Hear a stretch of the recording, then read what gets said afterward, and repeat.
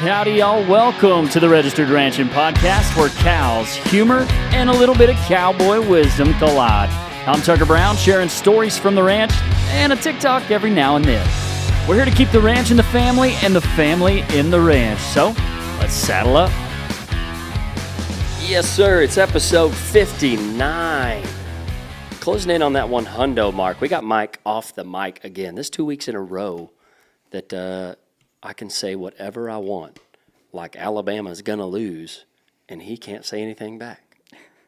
He's a roll tide or something. Yikes.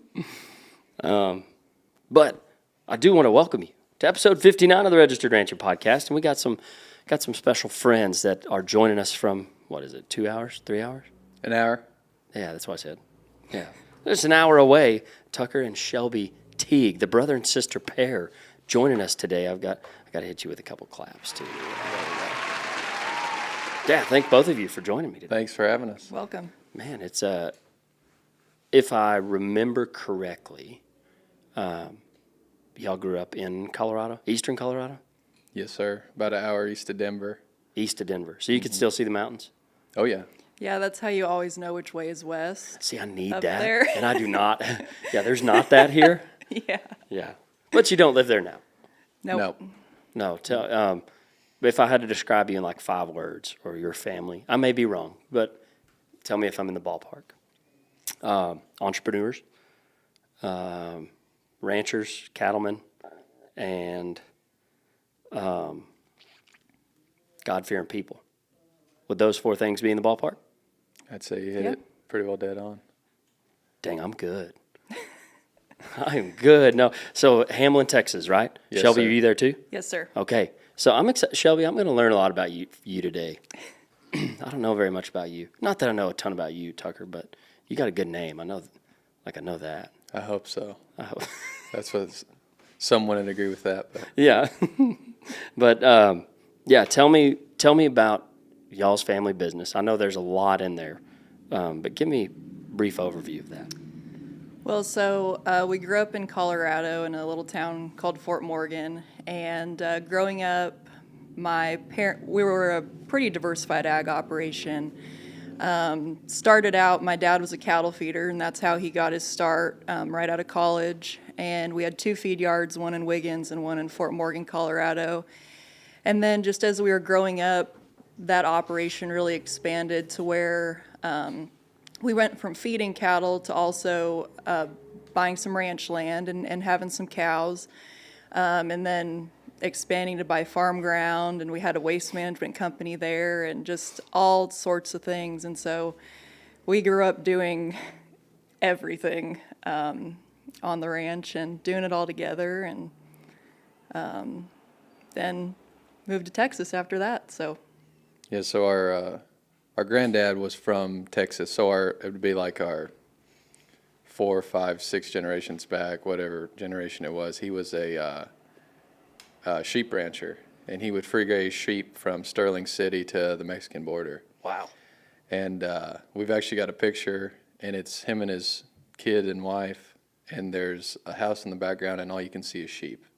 Jeez. And when they started putting up barbed wire fences, he had to get rid of a sheep herd. So he traded a sheep herd for a little home place farm in Hamlin. And that's actually where we're at today. So we Wow. When was that? that would have been like in the 1800s, but our grandpa, he was raised there and grew up there, and our dad was actually from there. And our dad had really humble beginnings, so he didn't really have a relationship with his dad because his dad had to work all the time. Like, he was gone before he woke up, and dad was asleep when grandpa got home. And he was actually a truck driver that worked at the jip mill, and then he'd ranch cows on the side.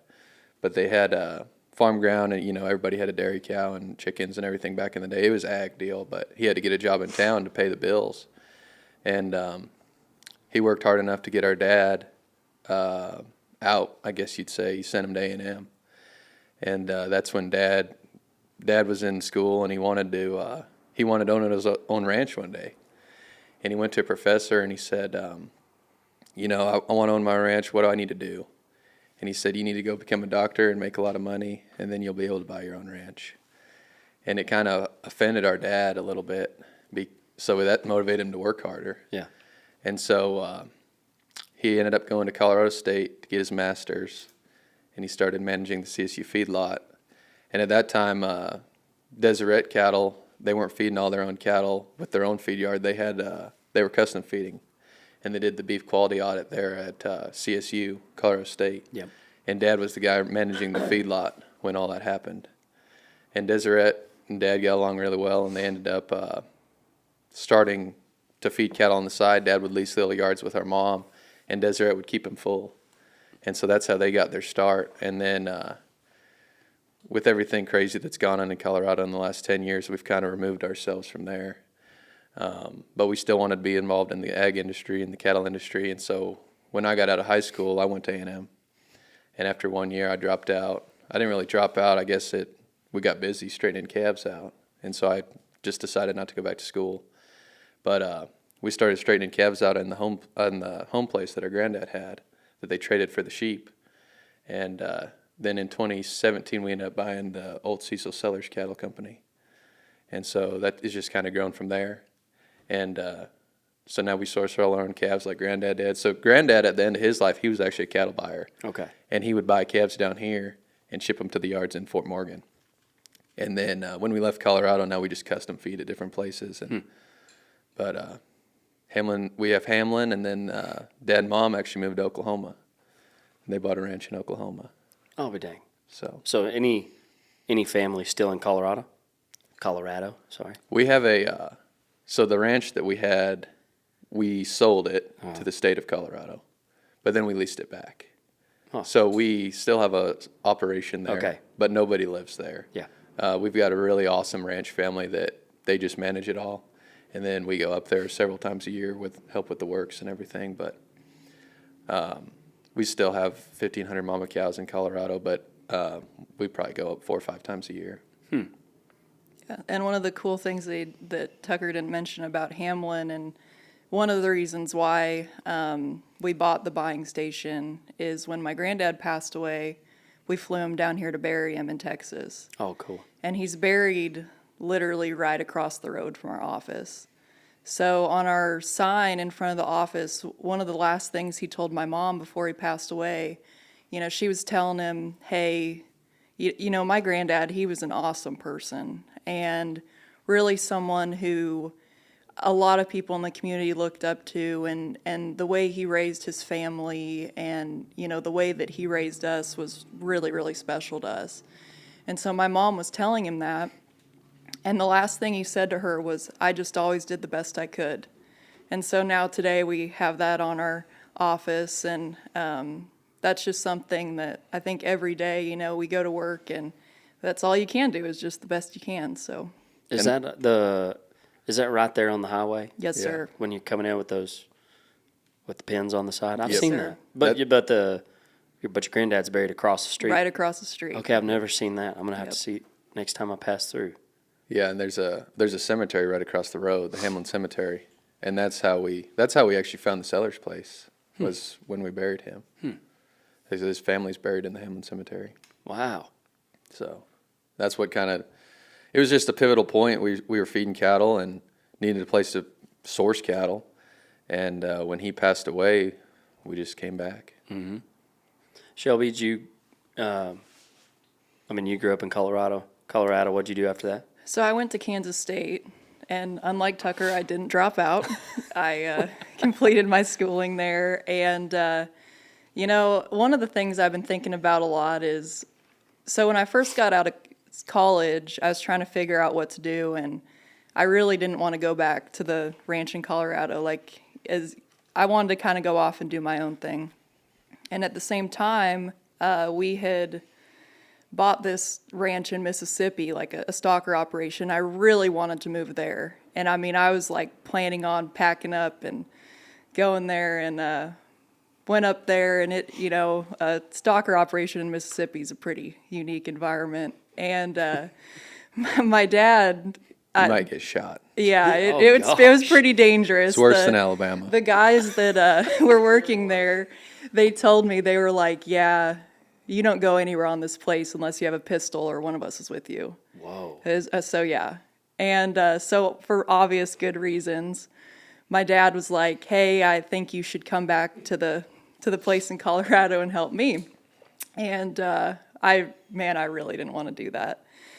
And so, I go home and I'm all mad because I'm like, man, you just took this opportunity away from me. Like, I wanted to go to this. And I'd watched Tucker, he was here doing his deal and being really successful. And so I went home and started working in the feed yard. And I quickly realized that my dad was right about that stuff because I wasn't ready at that point to go off and do my own thing. And, I think that's was a huge blessing in disguise for me because I was able to go home and work with my family, and working in that feed yard, which I'm sure we'll talk more about that feed yard later because it was quite an experience. That just really changed me as a person and kind of grew me into who I am today.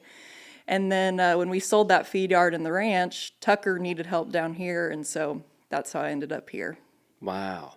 So you sold the yard in Colorado. That was relatively recent?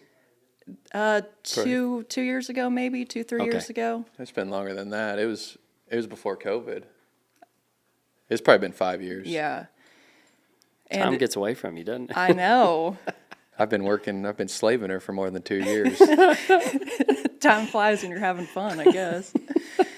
But yeah, that feed yard was, it was quite a place. And it was an old yard that had been built in the 60s, and it had all wooden fences all over the yard. Wow. So as you can imagine, a big steer goes up and sniffs those fences. They just fall right down. So we spent a lot of time fixing fence, but, I think what that place really taught me is that, number one, you don't need to have like a big fancy setup to take care of cattle. Cattle feed the same whether they're in a big, nice, fancy pipe fence or a wooden fence. As long as you take care of them, they'll perform. And secondly, it made me really, really good at handling cattle because you knew, especially when we were doing those Deseret cows, you push them too hard and they're going to be halfway across the county in the next 2 hours. So, well, I think we just jump right into that about the feed yard because I get a ton of questions on social media of like, how do I get in? It's gate kept. Nobody will let me come work for them.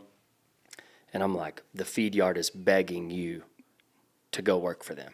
yeah. And you may have to move, but for people who are wanting to get into this industry, maybe with a beginning level of skill set, the feed yard, I think, is such a great place to start. Right. Would you agree or disagree? I think I would agree. They need a lot of help. Yeah. And a lot of those positions, there's a few skilled positions, but a lot of them is just good, reliable people that'll show up. Yeah.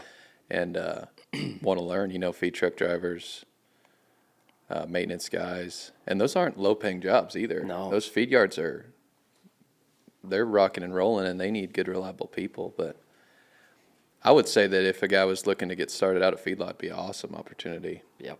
I think, too, the other thing about a feed yard, like from my perspective, just working around like the people that have worked for us, I almost prefer if you have no experience because, that way you can learn the way that we do things and you're not kind of hindered by a preset set of beliefs. And so I don't think experience, that doesn't really matter to me, but in a feed yard, you have the opportunity where you can see so many different things, whether it's types of cattle, how to feed cattle, how different groups of cattle feed, what medicine works, how early do you need to pull a sick calf, all that stuff. You can learn all of that in a pretty quick manner in a feed yard, especially like, and in our deal, it's similar too. We get so many different groups of cattle from all over the country, and so it's just constantly a learning process of how do we do this better, how do we feed this group better, and so yeah, I think the access to be able to learn and break into the industry is just huge in those sectors of it. Oh, I agree. And feedlots are always looking for help. Yes. Always. Always. And I always like the ranch is awesome. and I love the ranch, but the feedlot is where you race the car. That's where you go get the performance and see what the cattle will do.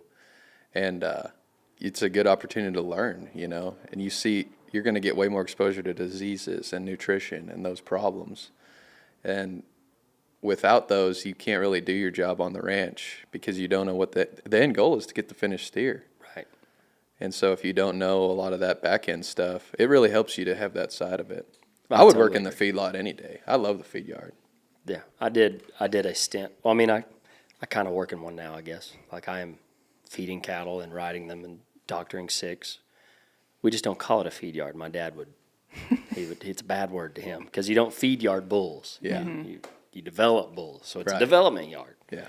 And so I worked in a small yard one summer in Oklahoma, and I was just riding pins every day and doctoring. It was 10,000 head, so it wasn't a huge feed yard relatively. But I just remember leaving there and being like, I'm glad I did it, and I will be glad to never go back.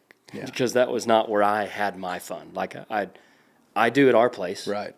But Well, and that's kind of what our deal now is pretty similar to y'all's in the sort because everything's outside cattle now. We have grass traps, but everything's turned out. yeah. And we finish all the cattle, but obviously we're not taking care of those. We're doing all the straightening out. Well, describe that a little bit about, I think those who haven't been in, there's so many sectors I think that people don't recognize that are in the cattle industry, such as what you're doing of feeding outside cattle or prepping cattle to go to the yard. Kind of describe that a little bit. So we're basically stocker operators. We buy high risk calves. Like the more high risk, the better. So Alabama, Yeah, Mississippi, Texas, Florida. We don't really like bulls, no vaccine. That's kind of what you're looking for. That's what we want. We want the cheap stuff. Okay. And then we make our money. Our business model is to straighten those calves out. So we buy them cheap. Hopefully, right now nothing's cheap, but we buy them cheaper. True. And then bring them in, vaccinate them, and then we turn them out in grass traps and we feed them there in Hamlin. But our goal is to get them healthy and put some weight on and then prepare them to go to the yard. The calves that we buy, if you shipped them straight to the yard, you'd have probably a 30% death loss. Ooh. Nobody Yeah. wants that. Or more. You might be 100%. Some of them are pretty rough. But we get them straightened out, and that's what we're good at. We'll have 2-3% death loss and then get them on the yard, and then they'll feed really good. But it's really labor intensive sometimes. Yeah, I can see that. We were just talking earlier, but the weather, the last few days been hot and cold, and we've been doctoring a lot of cattle. It's even got me feeling like Yeah. a shot of Draxon might just fix me right up. We were sick last week, so. See, you are getting me sick. That's what it is. Yeah, but the weather swings have been tough. I enjoyed the warmer weather. I felt like an Australian Christmas. Just go swimming or something. But gosh, it is hard on. I like the medium or cold. Cattle do really good when it's cold. They in eat our well. aspect. Yeah. What do you think that perfect temperature of feeding cattle is? About 15 to 40 degrees 15 to 40. with no weather, No wind. no No moisture. wind, yeah. No rain, no. That's wild. 15? That's from someone who grew up in Colorado, though. Well, so yeah. Well, like a Colorado 15 is like a Texas 45. negative 20. Also depends where the cattle come from. yeah. But Oh yeah, true. True.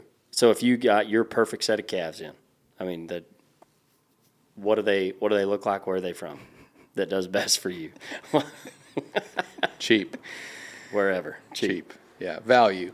I guess you could buy cheap, but I want value. It just depends. Like you can buy a calf out of Ogallala, Nebraska that has value, and he'll do it all and get huge in the feedlot and gain 4 pounds a day here on wheat.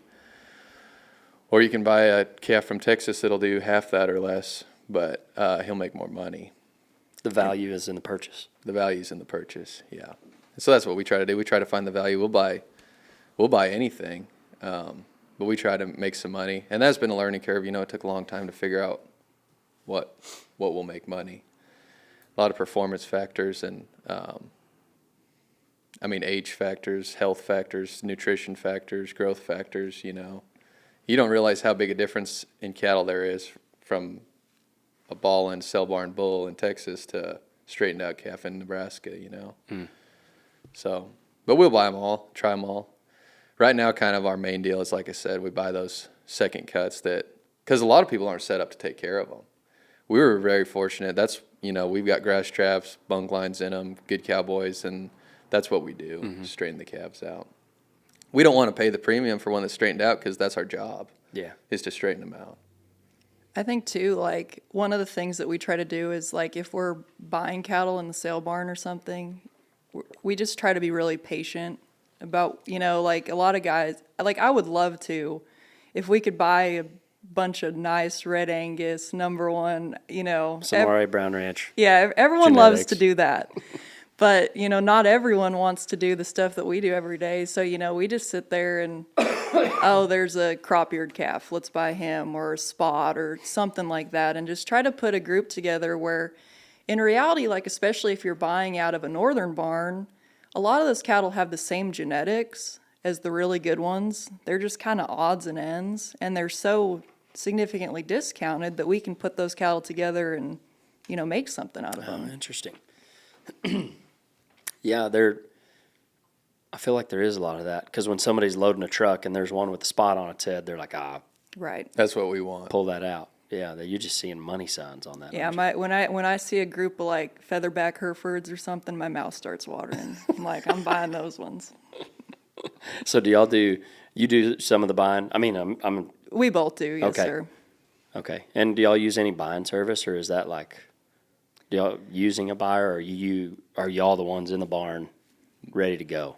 I used to go to all the barns, and then I got tired of getting home at 3 a.m. So we've got a couple guys that buy in the barns, and Yeah. then Shelby will buy calves at the place, and then we'll buy on the internet. It's a lot easier to buy them on the internet At the place?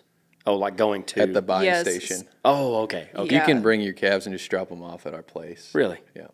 Yeah, well, So they like bring them to you, and you'll throw a bid at them or something. Weigh them and give them a bid and tell them if they want it, they can drop them off. If they don't, they can load them up. I feel like there's some are like, yeah, I'm not loading them up.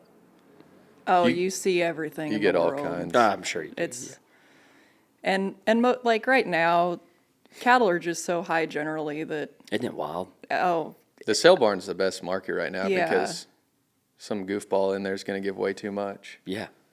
We just sent a 3/4 load. We kind of had an awkward number. We sent a 3/4 load to Waurika and just knocked it out. We were like, whoa. Yeah, it's ridiculous. What? There's one sold for, I should know it off the top of my head. We just did a video of this. It was 96,000, It was, 33,000. do y'all go over that sale barn at all, or is that too far north? Waurika, no, those cattle probably cost too much for us. Yeah, I'm assuming the ones. They were 9 weights sold for $329, and 7 weights sold for $387. Yeah, that's good. We were happy with that. That's crazy, ain't yeah. it? Biggest sale barn check we've ever got. Yeah, well, and that's what's crazy is, you know, like I do all the invoicing and stuff for our cattle operation, and when you look at the numbers right now and you see, you know, The money doesn't go very far. right, Yeah, you know, it might be a pen of 260 calves and it's $600,000, and you start just thinking about, I mean, I remember when fat cattle were at $1.10. Yeah, it wasn't very long ago. No. And so you just sit there and you think like, man, you know, you're running half the amount of cattle for the same amount of money you were 2 years ago. And it's just, it's pretty mind blowing, honestly. Yeah, it really is. It kind of makes it easier to pay a few things off, as long as you can feed them and keep them alive. For the cow-calf producers, yeah. For the oh, okay. It's See, been I'm a little less familiar with y'all's. I mean, we do it a little bit. Like our cooperator bulls come in, but they're got all the vaccines and 3 rounds, and they're y'all use any therapies? Oh, yeah. I was about to say, I bet you do. If you don't, I was just like, please try it. Yeah, Honestly, no, we I think to you'd love it.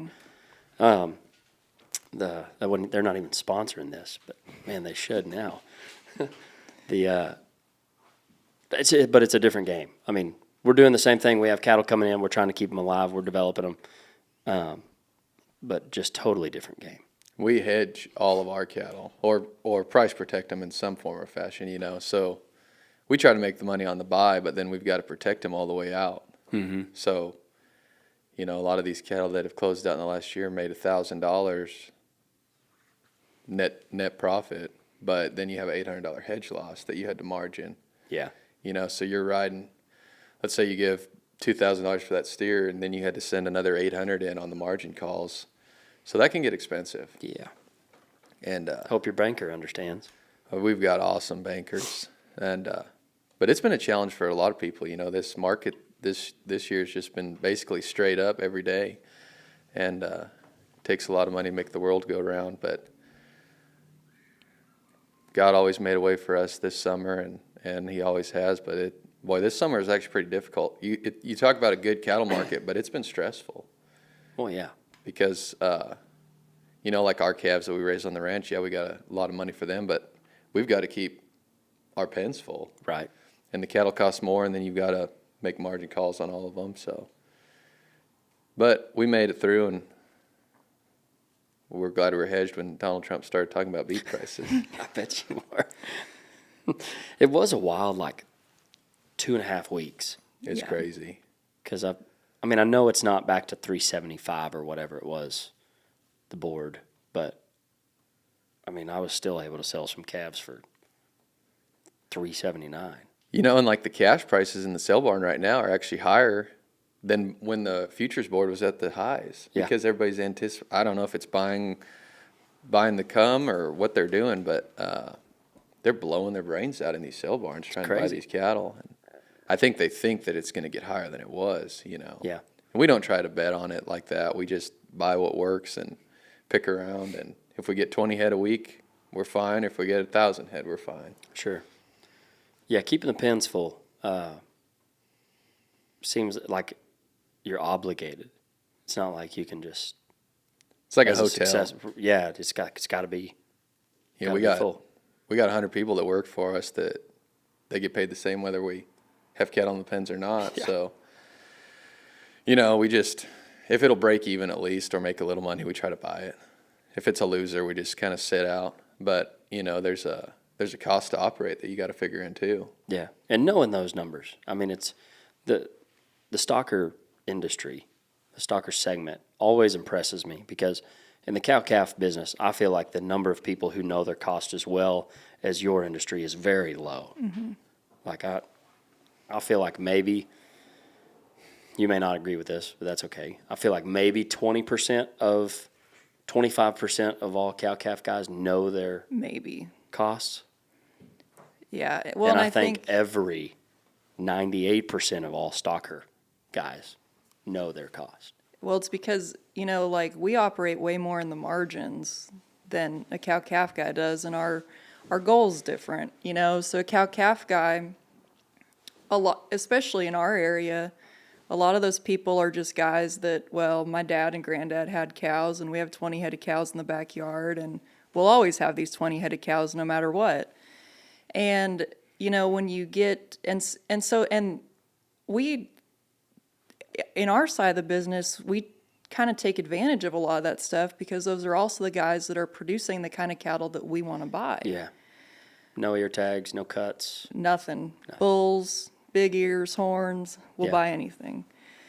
But, you know, when you're in the stocker sector, you're working all off your margins, and you make your money on the buy, and you make your money on how you take care of those cattle every day. And it is so important now more than ever that you know, every single day exactly where you're at.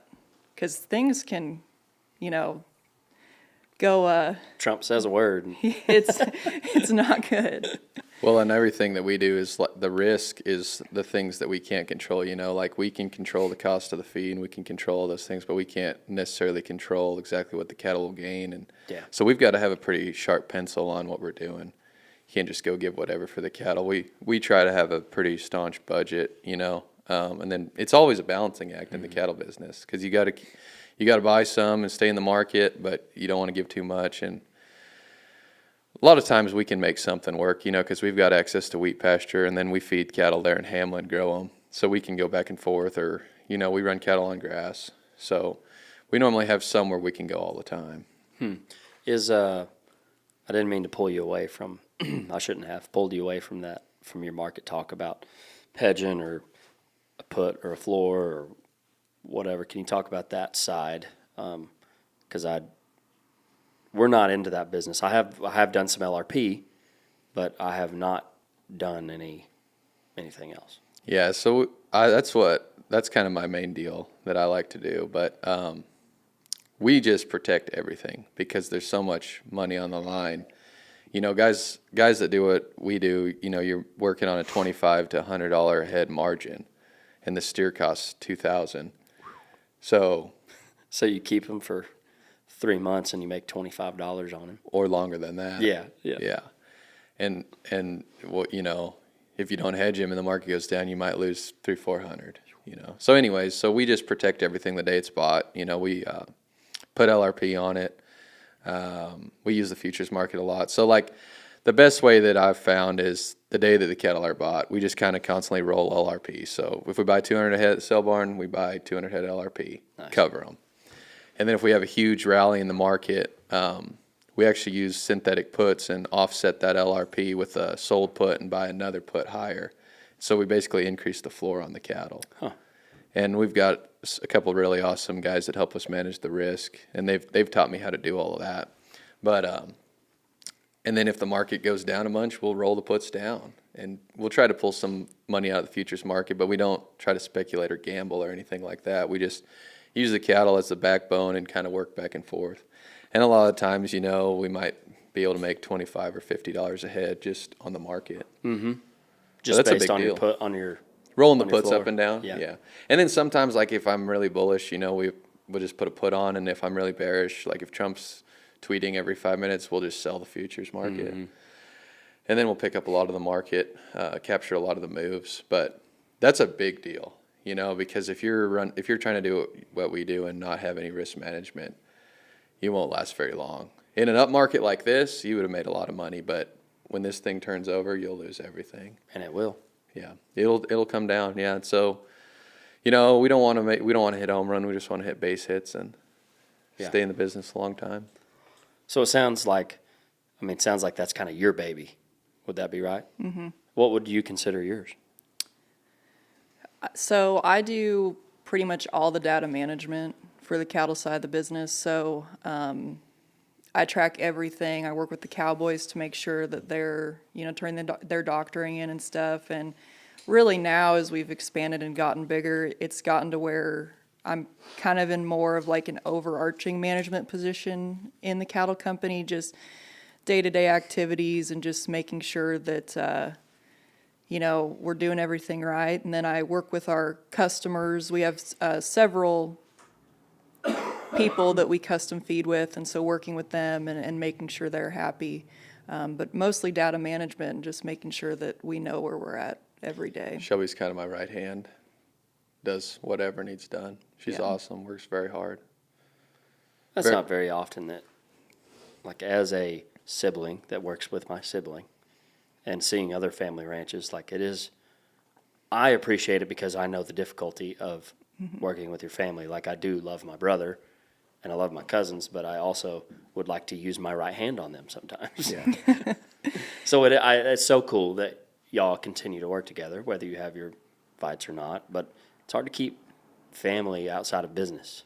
Yeah. Well, and I think for us, like one of the things that works really good in our operation is we see a lot of the things the same way and we want things done right. And so, he might see something or I see something and we're like, hey, we need to get this fixed. But we also have some key things that are different that, working together make us a really strong pair. And the other thing is we really don't fight very much. So it's, but I just think that, us working together only makes our business stronger. And when it's something that's in your family and you just care about it so much, that you want it to succeed, that kind of makes all the little stuff easy to get over. Yeah. Well, and mom and dad our parents are amazing. And they always wanted, growing up, everything was about the family. Like, why do we do any of this if it's not about the family, And so that's just always been instilled. And so now, like, there'll be times where I'll be mad or whatever, and it's not worth it. This is our family. We'll figure it out. But I think that comes from our parents, because our parents, they started with nothing. And so it really means a lot to them, and they want everything to be held together. So I think they just taught us from a young age what was important. I love that. That was good. Well, that leads me to one of my favorite segments. It's called The Boot. It's brought to you by Fenolio Boots. I love Fenolio Boots. That's what I'm wearing right now. You can hear the jingle of the spurs even that they're setting on. Fenolio Boots, they're in Nocona? Is it Nocona? That's the town, yeah. And then Footwear Stockyards is where I go all the time. But that's where they're at. Stop in and see them, and you can use my discount code at Fenolio, Tucker Brown, no caps, all caps, no space. Get you a discount on there. Anyway, for the industry, cattle, beef, family life, whatever it is, what would you give the Fenolio boot? So I was thinking about this earlier, and the thing that I think would do a lot for the industry is and I don't want this to come off in a derogatory, but there's a lot of pride in the industry, and I feel like you talked about, the gatekeepers and stuff. There's a lot of people that want in that are probably pretty good people that will work hard, but, there's a lot of people that don't want to share what they know, or, I'm a better roper than you, so I'm going to be prideful or whatever, That doesn't get us anywhere, and like in the sale barn, you look at the sale barn and everybody in the sale barn's 70 years old or older, and a young guy comes in and he tries and they run him out, Yep, that's not going to help our industry long term. We need to be helping these people that want to come in. We need to be helping the next generation, because some people just aren't as fortunate, but they want to work hard, And so we try to hire a lot of young guys and do things like that to help them out. And a lot of them have no experience, but they'll work hard and do those things. And I want to help those people, because there was a couple guys that took me under their wing in the sale barn. I didn't know what I was doing. Dad sent us down here and said, figure it out. And those guys really took us under our wing and tried to help us. And I just think it would help our industry overall, if we kind of lost that pride. Yeah. And just did more to help each other. Oh, that's good. What you got, Shelby? Well, I think mine kind of builds off of Tucker's, but I think sometimes in the industry there's a lot of negativity. And, one thing that's unique about the cattle business is everyone does things different. It doesn't matter if you're a huge producer, small producer, you're the same size. Everyone does things different. And I think, especially on social media, see it all the time, people commenting, well, I would never do that. I would never, just things like that. And, the way that I see it is I've really tried to go around and see different operations and just study what they do, because, maybe you don't agree with 99% of what they're doing, but there might be 1% of what they're doing where you're like, wow, that's really smart. And so I just think negativity, and we need to have a more open mind in the beef industry about, what we can do and what other people are doing. Well, and you see it, like the deal we were talking about, how Trump made a few comments and the cattle market came crashing down. And if you look at social media, there's all these people whining about it, But nobody was whining when Trump closed the border, and nobody was whining when he shut Brazil off. And Trump is what made the market crazy. And we made a video over that. That's why I'm laughing, talking about that. He's the one that did all that, And then as soon as he reversed what he did, people were going crazy about it. And I don't even know if he reversed it. He realized what he did and was like, "Oh crap! I need to get these beef prices down." Yeah. Well, and if it wouldn't, the interesting thing about Trump too, that I truthfully believe, is that if someone wouldn't have just brought it up to him, it wouldn't have even been on his radar. Nope. He probably doesn't even know what a pound of beef costs, but he just fired off something, and bam, crashes the futures market. Yeah. But that's what, we know he does that Right. in everything else. But the moment it happened to a little bit of our industry, it was like, what did it get down to? 310 or something? Like 298 was the low. 298. Yeah, and then it. Which if 2 years ago, if you would have told somebody they're selling calves for 298, Yeah, they'd be like, oh, Incredible. man. Or 3 months ago. Yeah. So I get it because that's also, I have less sympathy for it because that's not my market. I sell bulls and we don't sell bulls. But that does base the price on what people are willing to pay. So Right. it is. Well, and the replacement stock really hasn't gone up enough for what the calves are bringing. Oh, I agree. But the market just can't keep up. I mean, the futures market can't keep up. The cash market, we sold heifers at our sale for, I think it was 4,100. And we're selling calves for 25, 2,000, yeah. Right. 2,000, 2,500. Yeah. And that pays for a cow real quick. Yeah. Right. The problem is everybody's worried about, the last time they invested in those cows, it just shot down. Yeah, they did. So, Fair. That's a very fair argument. but we bred a lot of heifers and sold them, and I just don't know. We've kept a lot of them, and we're raising calves out of them, but this market's just unpredictable. Yeah, it is. And that's the problem with a lot of guys getting into the industry is by the time you learn the hedging and you learn how to, first of all, you got to learn how to take care of the cattle. Then once you learn all that, then you got to learn the hedging and everything else. And most of the time, by the time you get that learned, you got your butt kicked. So, And I feel like they try to get in now. When at the high. Worst Everybody wants to time. buy cows now. Yeah. Yeah. When they see this industry making its most money, Yeah. but they don't want to buy. We bought some, 3 years ago, we bought some old broke mouth Packer cows that were 8 months bred for $600 a head. Wow. And they've raised 2 calves. And one of the set of the calves brought $2,500. You stole them. And then we killed the cows, the Packer, and they brought back like $1,700. It's just crazy. But then there's a turn coming that'll lose that much money. Yeah, yep. You know. Well, that was the We'll put Finolio boot. Give it the boot. That was good. We dug into there. Go to Finolio, check out their boots. You'll love them. I love them. I've been wearing them for like 9 months now. So check them out. Tell them I sent you. You'll get a discount.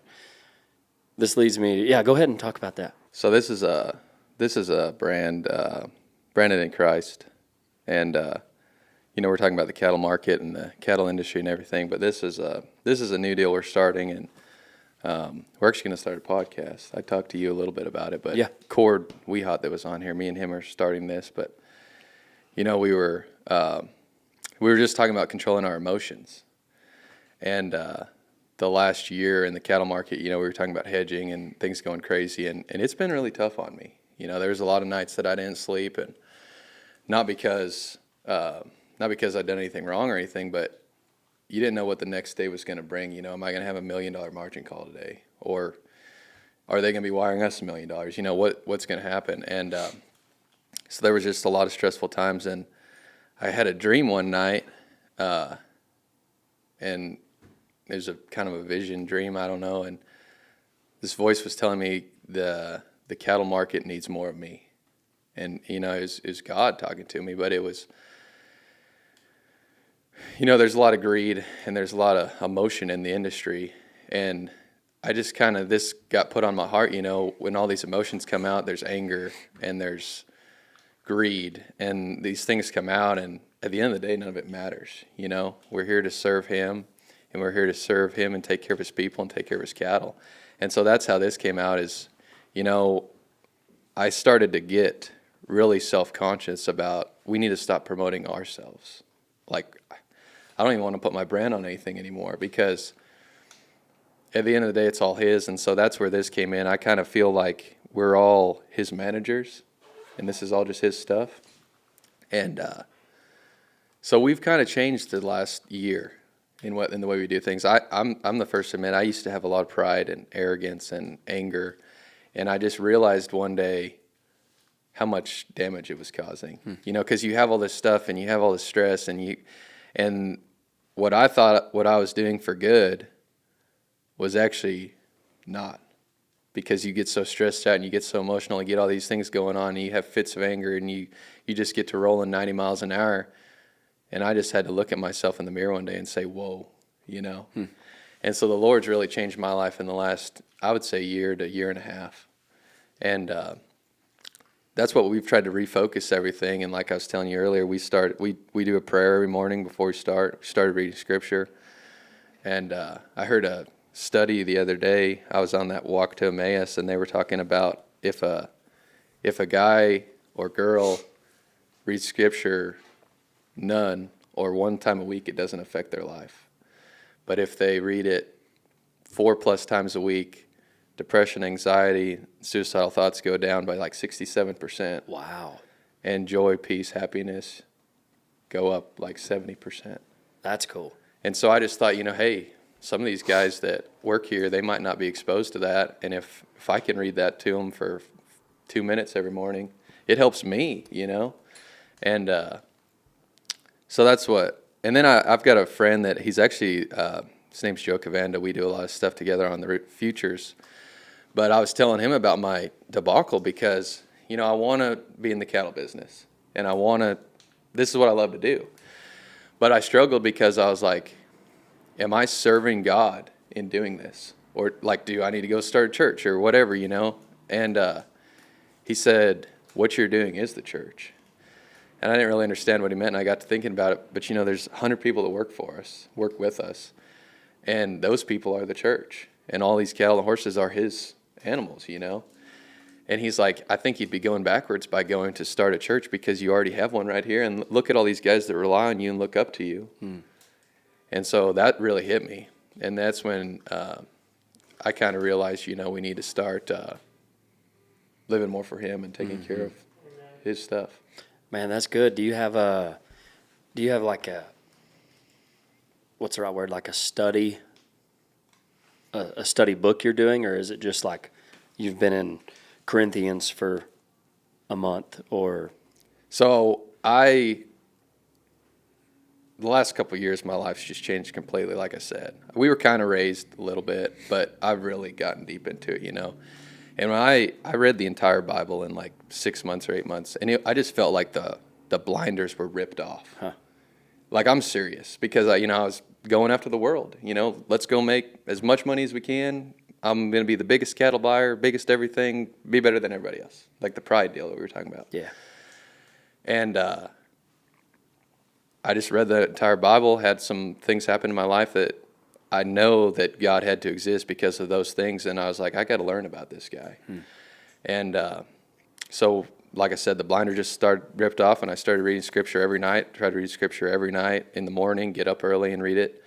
And so I'll just be reading somewhere now because I've got it all read. So now I'm just going back and rereading and studying, and I'll just find a Scripture that I really like. And, hey, we're going to read this tomorrow morning.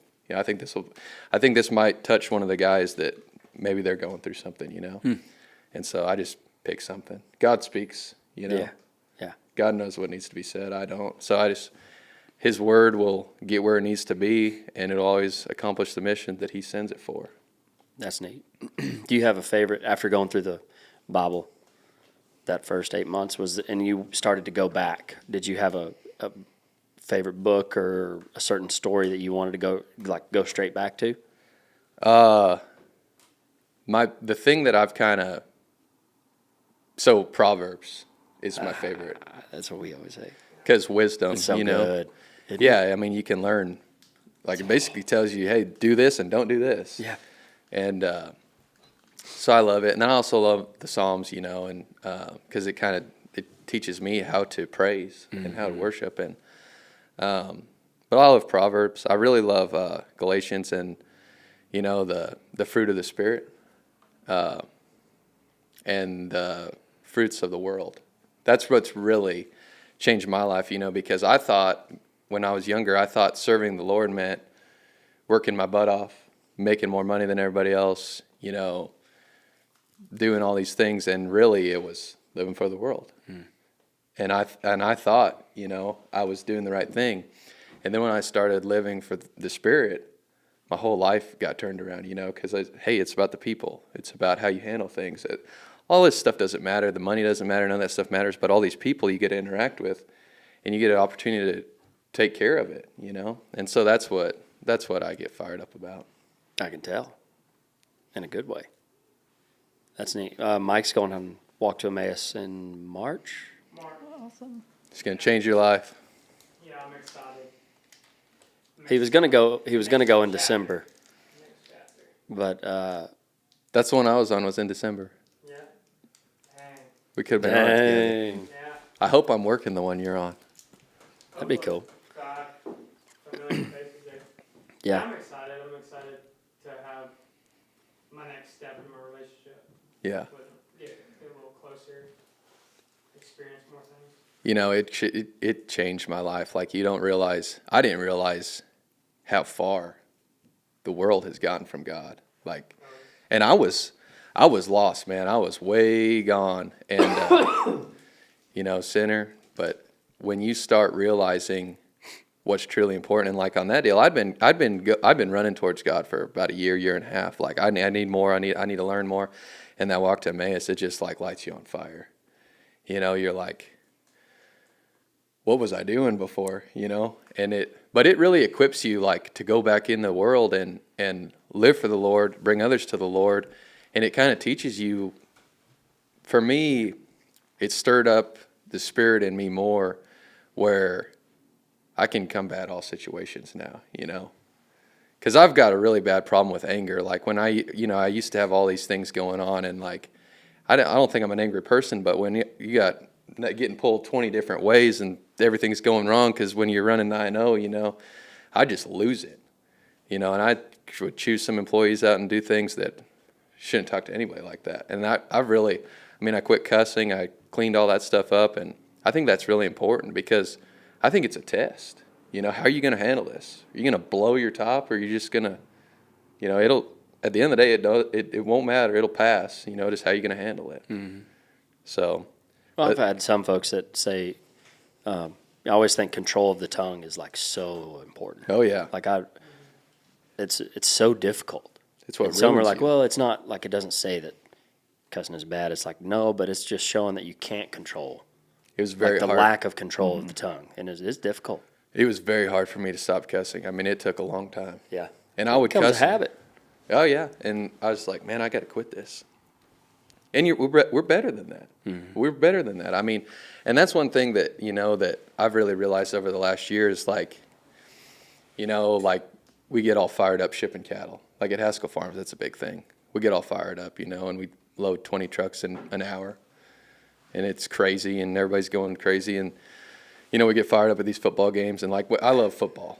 Like, you can ask Shelby, by the end of the football game, I don't have a voice left. Like, it's bad. But Who are you cheering for? Hamlin. Oh, nice. Go Pipers. Yeah. Pied Pipers. Yeah.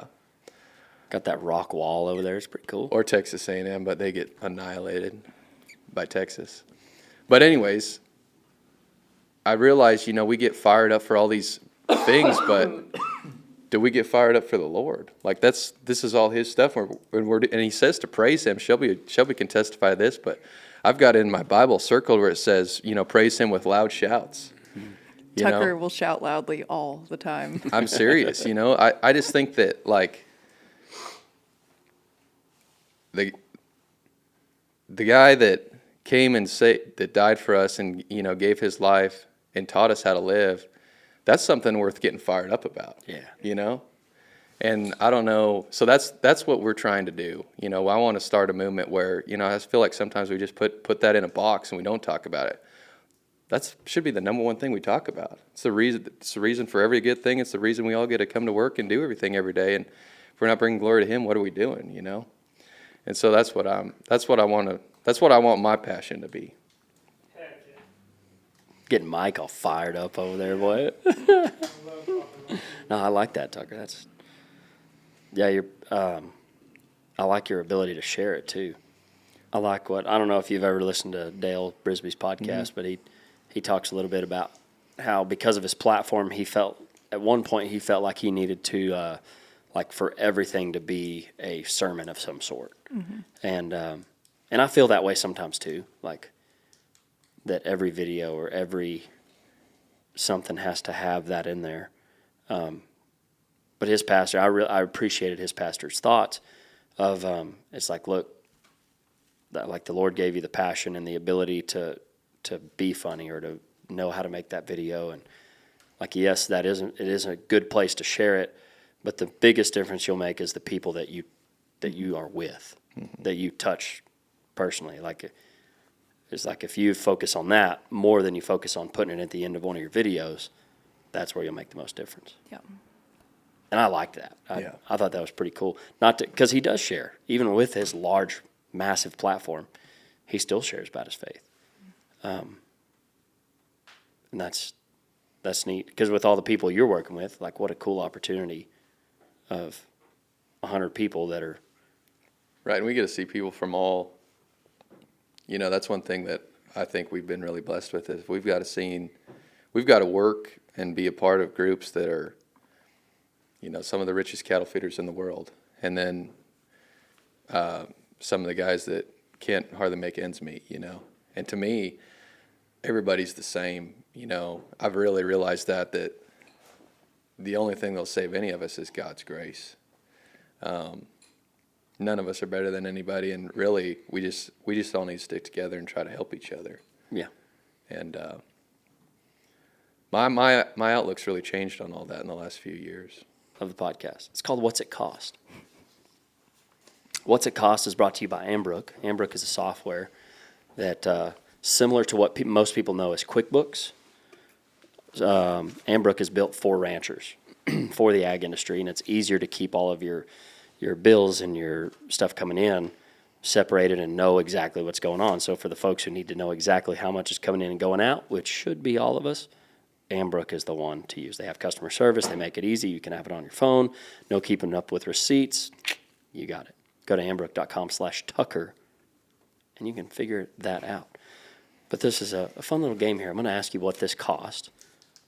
I've got the cost of what it costs. And then you give me your guess. And we're going to find out what's it cost. Any questions? That seems pretty simple to me. Yeah, right?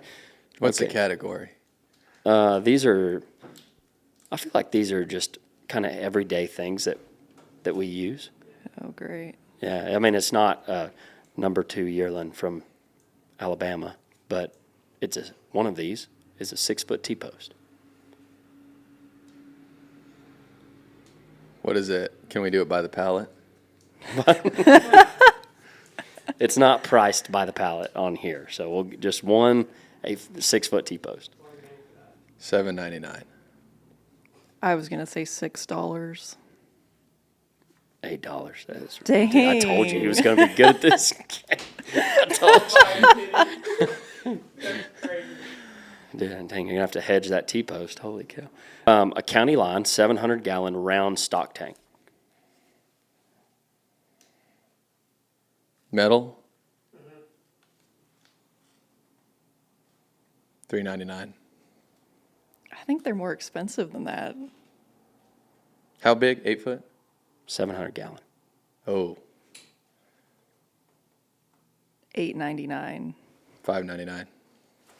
$5.99. Oh bro. my gosh. It was $5.99? Yeah. On the dot. Okay. We also have a feed store though. So I feel like See, we Tucker haven't touched might that. know. We I haven't don't touched know. that. I don't know the inventory. That was awesome. This is okay, and Husky post hole diggers. $119. $200. Apparently, you got a cheap one, $59.99. Yeah, Husky's like the base cheap. Oh my gosh. Well, with Ambrook, there's no guessing because when you buy it, you can keep track of it. If you're wanting to keep track of all your stuff, you get your. So it tracks your inventory? What is it? It tracks your. It's like QuickBooks, so it's Oh, okay. it's all your I see. costs coming I in see. and out, I see. and it's really easy. You can do it on your phone or your computer. Really easy to use. It's pretty sweet. Cool. Ambrook.com/Tucker. Check it out. Let's see.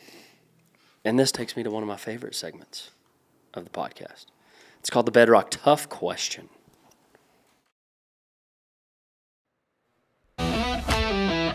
Welcome to the Bedrock Tough Question, brought to you by Bedrock Truck Beds. The toughest truck beds there are, and that's why we use them. Get one today and find out for yourself. And now back to the Bedrock Tough Question. Okay, the Bedrock Tough Question.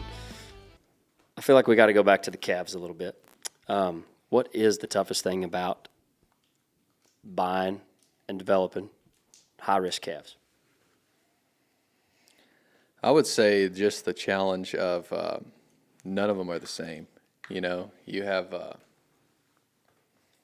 we've got about 100 traps that we straighten calves out in, and from all over the place, you know, like we talked, Alabama, Texas, Colorado, Nebraska, whatever. And there's so many diseases, there's so many things going on, from cocci to pneumonia to different things, and it's like you're fighting 100 different battles and you never know which one's going to pop up, roar its ugly head. And I'd say that we do a pretty good job of managing through all that, but we everything always just pops up that you're not expecting, and then you kind of got a wreck on your hands you got to go deal with. And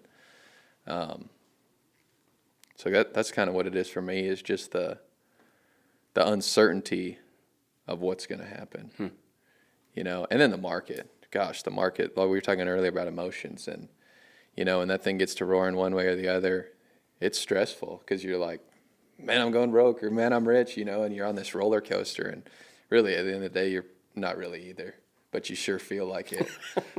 And that's a challenge, you know, the market chaos, you know, it affects, it's really hard to control your emotions when you're wiring in or wiring out a lot of money, you know.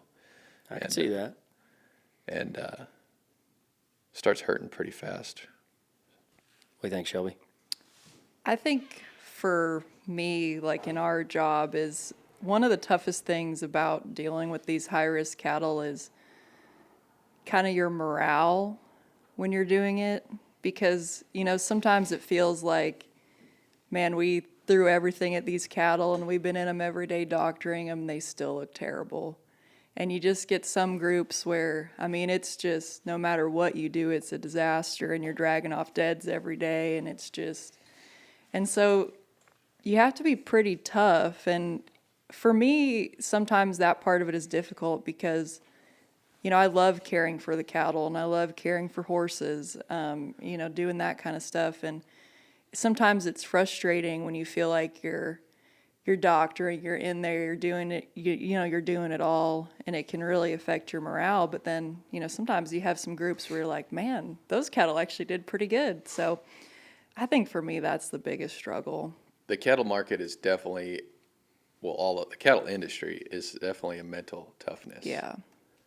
Very mental toughness, you know, because I had a guy describe it to me one time as being pregnant.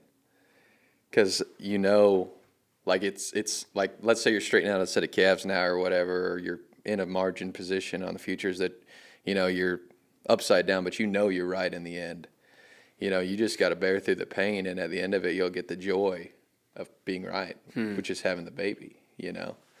I thought that was pretty interesting. But, Yeah, I hadn't heard that analogy. But if you give up, like let's say you're in a futures position and you're wrong and you're wiring out all this money and you give up,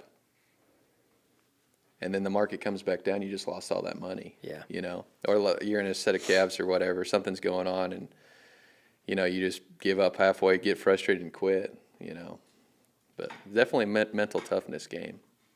And Shelby, you kind of mentioned it. You having the feed supply store.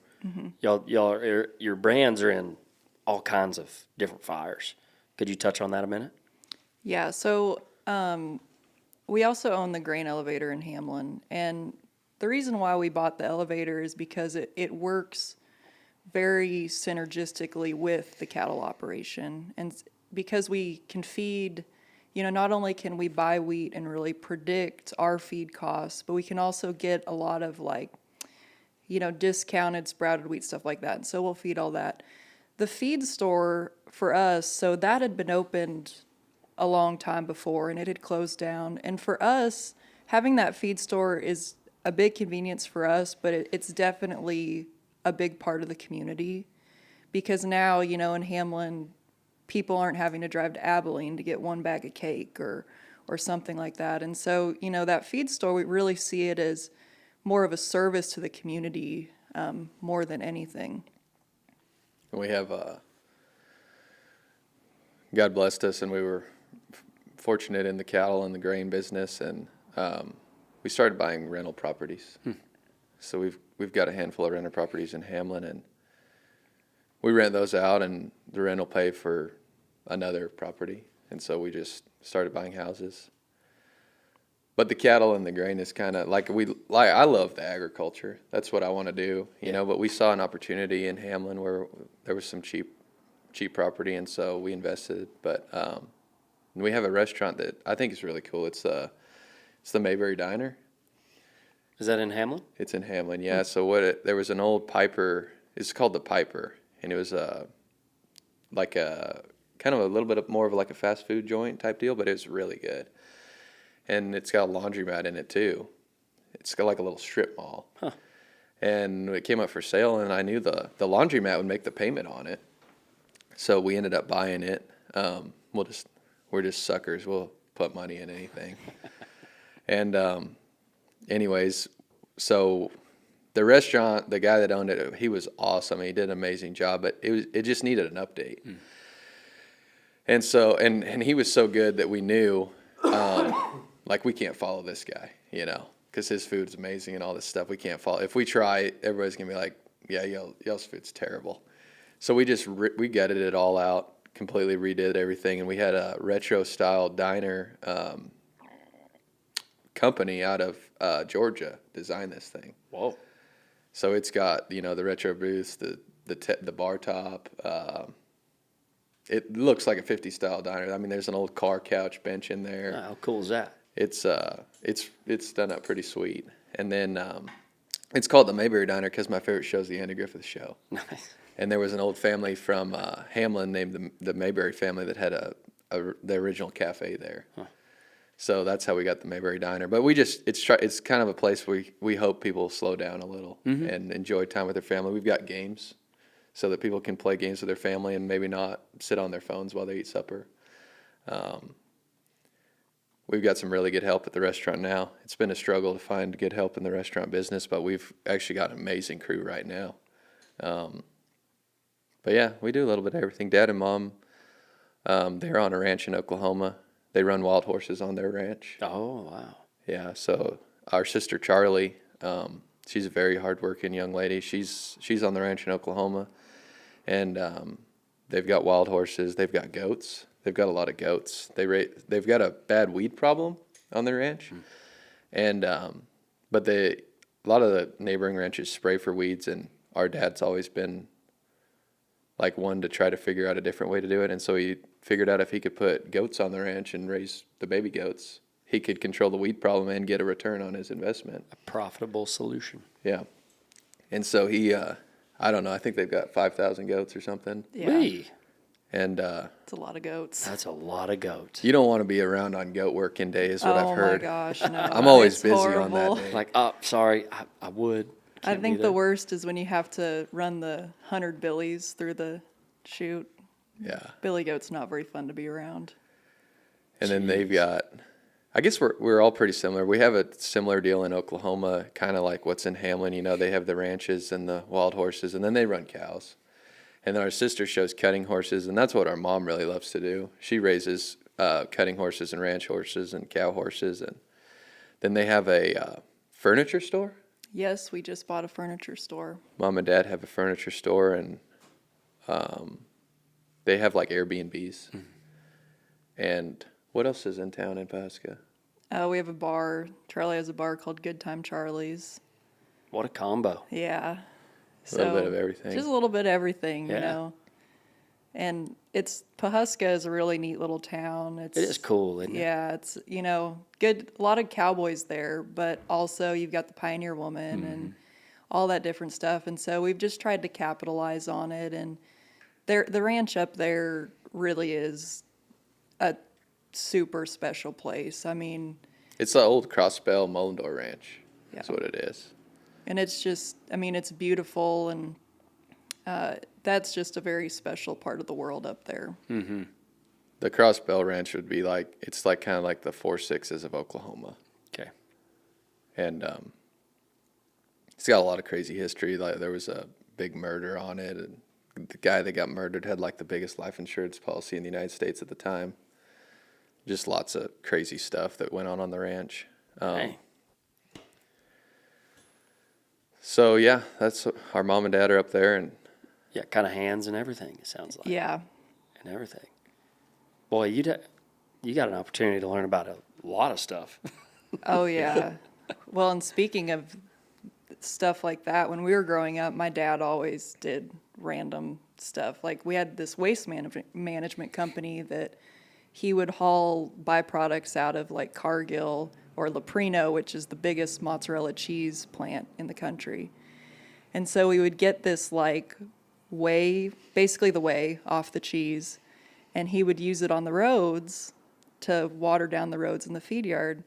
So growing up, all of our vehicles would smell like burning cheese in the engines. No way.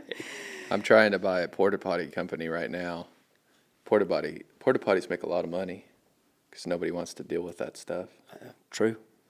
But our dad is the definition of an entrepreneur. Yeah. He's our aunt says that he could read the newspaper and make money doing it. Dad's really sharp. Businessman. Yeah, but I feel like Dad's goal his goal is Dad's really regenerative. Like he wants to take something and see who he can help or how he can make it better. You know, Dad's a very interesting guy. He's my hero. You know, and he's who taught us everything. You know, that's what we try to do every day is just make him proud and our mom proud. Our mom's a really hard worker. Dad's kind of like the brains behind everything. He's like always his brain's going a million miles an hour, and then mom's like in the background making it all happen, you know? Yeah. And so. That's special. Yeah, they're good. And I think our moms are actually pretty good friends. Mom loves the horses, you know? Yeah. Same. Yeah. They got that in common. I call it the disease, but Yeah, it's the. It can't be a disease. yeah. Talk That's about the only emotional thing- buying. Oh, Holy especially now, the horse industry is cow. insane. Lord. I think that's the one thing that Dad's pretty frugal, but the horses he kind of turns his head, I think. Yeah. Go ahead, honey. That's neat.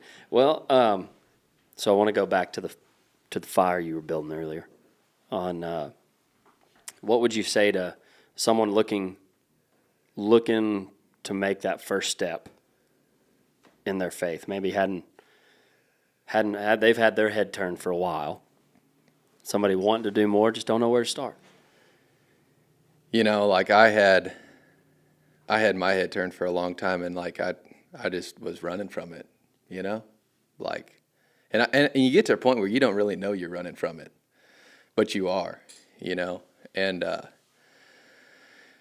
for me, you know, I was stressed out. I had all these things going on, and when I started just surrendering to the Lord, and just, hey, you've messed up a lot of stuff in your life, but you just need to surrender your life to the Lord and be obedient to His commands. Man, it was like it didn't happen overnight, but it started a little bit every day, got a little bit better, and I just felt like over the course of 6 months, you almost look at your life and you're like, you don't even recognize who you were, and everything got easier. The stress went away. You know, you can handle situations better, and like it's so vivid to me. I didn't realize this, but you know, like when you're a little kid and you're like, everything seems so vivid in your life. You know, like if you have a good moment with your family or whatever, everything's so vivid. I feel like I had gotten like hardened to that when I got older, and I didn't really know why. And when I started living for the Lord again, all those things came back out. Wow. And it's like I said, the Spirit opens your eyes and it rips the blinders off. But I would just say, I mean, what are you waiting on? Like, I was, you know, my wife and I, we went on a little family vacation probably 2 months ago, and we were in the middle of the ocean. There's these big, like 9-foot waves crashing, and you know, there's sharks swimming all around us. And like, I'm this country boy from Hamlin, Texas, and I'm like, where am I at? Seasick. And it's like starting to rain a little bit. And I was like, God could literally wipe me out like that. Like, I'm an ant in this world. And like what I'm doing in Hamlin, Texas that I'm worried about so much does not matter, And I just realized, like, this is the God that we serve, the King of Kings and Lord of Lords. It's the ultimate everything, He's all powerful over everything. And if you want to be committed to something, if you want to put your brand on something, why would it not be that? Like, what are you waiting on? Like, this life is vanity. It's going to pass away. We're a flower that the wind is going to blow away. And so if you're not hooked onto that wagon and you don't have 100% full confidence that you're going to heaven, what are you waiting on? Like, get in the Word and study it. And like, there's a lot of people that are atheists that try to prove the Bible's not real and they end up believing. Yeah. Like, take 5 minutes a day and read that thing. Like, I'm serious. It changed my life. Like, I was so messed up. And a lot of people, I feel like you get to the point. That's one thing special about our place. We've got guys that have served 20, 30 years in prison. We've got guys that have killed people. We've got guys that are were bad dudes. And they've been on walks. They've been, they've done things. And some of the best people you ever meet now. And that really woke me up, like, you're never too far gone, And Jesus comes, he wants the one sheep that's lost. He doesn't the 99 that are saved, he's going to go after the one. And I just realized I guess for me it was just, what does this world offer us? It's all passing away, And I want my family, I want everybody that I'm around, I want everybody to be saved, because I've seen that joy and I've seen that peace and I've seen what it can do for me, and it's real. I mean, 100% confidence. I was a person that was running from it, and I was too far gone, literally. And what he did and changed in my life, I can testify. It's the only thing worth living for me. You have a verse that you like to share? Like a favorite verse you have right now? Like I said earlier, that Galatians 5, the fruits of the Spirit, because when you break it down and you really look at, the fruits of the Spirit, joy, gentleness, patience, kindness, love, those are the things that's what this world's about, That's what gets us going. And then you look at the things of the flesh that are destructive. You look at families getting torn apart. You look at all the things going wrong. That's the work of the enemy, Mm-hmm. That's the work of the flesh. And I almost lost my family at one point, And that's when I really realized, hey, I got to get on the Army's side, the good side, And that's one thing, like, Revelation gets me fired up. You talk about Jesus coming back, with the armies of heaven. And it's like, I want to be riding in that army, We get to settle up every day and go doctor cattle or whatever and get crazy shipping cattle, but like, what about that job? Yeah. That's a job right there. Like, I'm going to settle up with Jesus and I'm going to go get all these people. Yeah, I hadn't thought of that. Like, that gets me fired up, And so I feel like, I guess I just want everybody else to experience what Jesus did for me. And if you're holding out, I have no idea. Take 5 minutes a day, read your Bible, and truly submit and be obedient to Him, and you'll be amazed what happens in your marriage, in your life, in your business, in everything, Shelby? Well, I can't really think of a verse right now, but one of the things that I think about every day is, one of my favorite quotes is, it's all going to be okay in the end. And if it's not okay, it's not the end. And I think, that testifies to, what God does for us. He's always going to take care of us regardless of the situation we're in. And, like one of my best friends, like Tucker was talking about, he's like 70 years old, and he's this little old man truck driver that works for us. And he spent 28 years in and out of prison, was addicted to drugs, kind of wasted his life away. We got to tell you this story. And yeah, he's a very unique guy. But, I've been spending a lot of time with him, and just hearing his stories and all the things he went through. And yet every day, that guy is so happy to just get up and go to work and to be free and to, no matter how bad the job is, he's thankful to be there. And to me,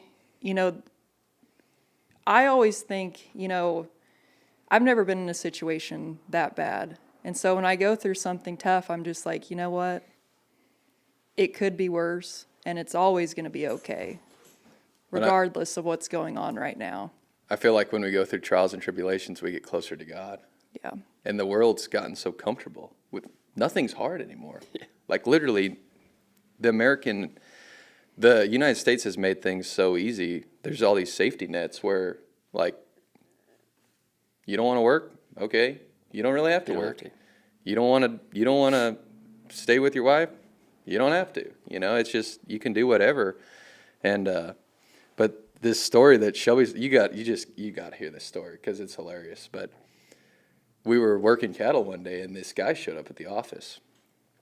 And I was like, great, another guy that wants a job. And I said, what do you need, man? He said, I'm looking for a job. I'm from California. And I was like, sorry, we don't have any jobs. So I got to get back. I was kind of frustrated that day, and ran him off. And I could see in this guy's eyes, he was almost crying. And I was like, I hung up. I was on the phone. I hung up, and I chased this guy down. I was like, what's going on, man? And he was like, my mom just died. I moved out here from California is what he said. My mom just died when we got here, and my dad died in COVID. And he said, I don't even have enough gas money to make it to another job interview. And I was like, all right, go start processing cattle. We'll figure it out, He came in the office like an hour later, and he gave me a hug, and he said, you saved my life. And I guess he was going to go commit suicide. Whoa. And so then like a week later, his buddy shows up. And that's Brian, Shelby's best friend. Yeah. He's this little short guy. And they're both from California. And Brian they were both on drugs, but Brian was just a recovering meth addict. He'd been on meth his entire life, in and out of prison his whole life. And he was high when he left California. And he got out of California because he had a buddy in Texas that had went on a walk and had been saved. And he's like, you get out here and we're going to get you saved. He hasn't been high since he left California. But anyways, my wife is like, there's something sketchy about these guys. Like, you don't just show up out of California. Yeah. And, like, nobody knows who you are. You don't have any money. You need a job. Like, what's going on? I'm like, nah, they're good guys. We'll get it figured out. The next, 2 weeks later, it's like 6 o'clock in the morning, and we're getting ready to start doctoring and processing and everything. And Brian calls me. We have our morning meeting in the morning, and then Robert works on the rental properties. He's gonna be mad I'm telling this story. They're at the donut shop. Brian calls me. Hey, you got to get down here. What's going on? The bounty hunters. They got Robert. So I go hauling butt down there, and Robert's cuffed on the ground. And their 2 bounty hunters from California had been sent out here, and they took these guys back and arrested them. And anyways, they were bad guys in the past. But that just goes to show how much people can change. The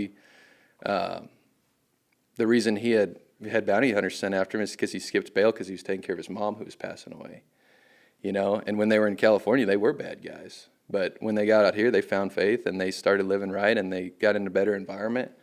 And now they're some of the best people that we know, They're both going on walks and, they go to church with us every weekend. I trust them with my little girl, but that's what I think that's something divine going on, like how do them guys show up here?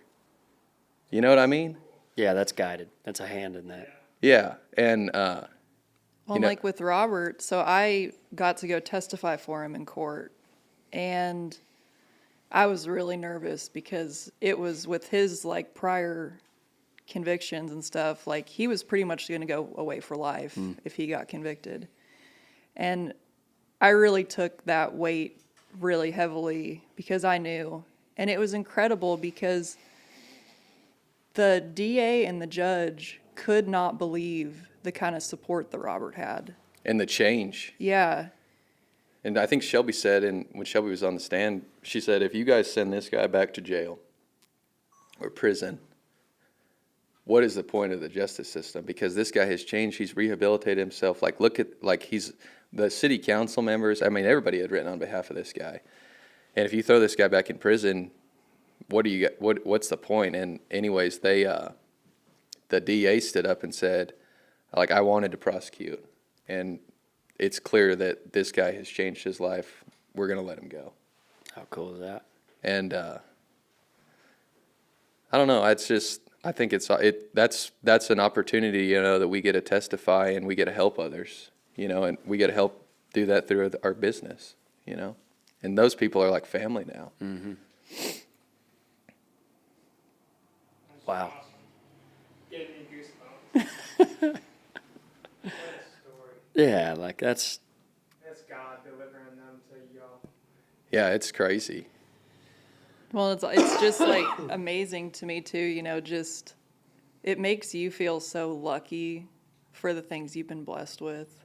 And like those guys, you know, they had every reason in the world to like not be where they are today. And somehow they're here and they're just so dang happy and blessed to be alive. And it makes me think like if I'm going through something, it's really not that hard. Right. Like, Well, Yeah. and I feel like from listening to those guys, you know, they were addicted to drugs, and they'll talk about it like they want to help other people, but like we don't, you know, a lot of times you see somebody that's on drugs or whatever, and you want to judge them or whatever and run them down, and they want to be off that stuff. They don't like what controls them, you know, and that's us being the hands and feet of Jesus, trying to help those people, you know. Now that any of us could get in at any of those things and be lost, and I just think it's cool that those people get saved. yeah. I mean, it says every knee will bow, whether you're a drug addict or whether you're a good guy that's just turning your head away and running. Right. And sometimes the guys that are the good guys aren't really the good guys. you Yeah. know?